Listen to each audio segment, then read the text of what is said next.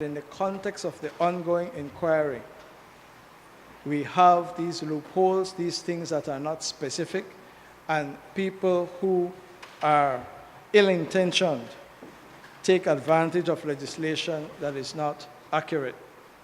So my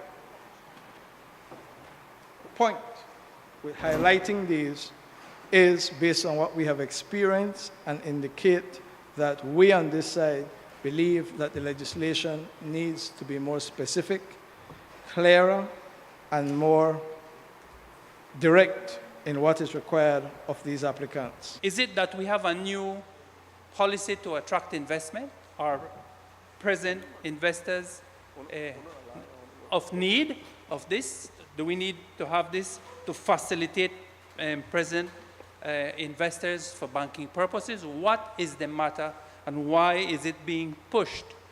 Everybody else is waiting for the special select committee to put into place whatever it is that they think they need to put into place, or to begin investigating, or to do whatever. Why is this being pushed through in this manner and not a part of the overall recommendations that will come from the committee to strengthen the way we do things at immigration? That baffles me. But the problem came up that a lot of these investors, how they get to Belize, they get a visitor permit, it's the first thing. And then they have to stamp up every month,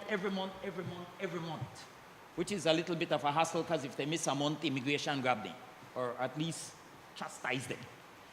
Then after 6 months, they have to leave the country, if they were here the whole 6 months, and then they have to get a visa or something, or a permit again to come back in.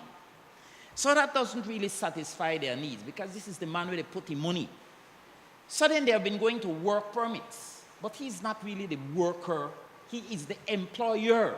I could name several, but I won't call names in the Senate, who have huge investments in Belize, and this going and coming.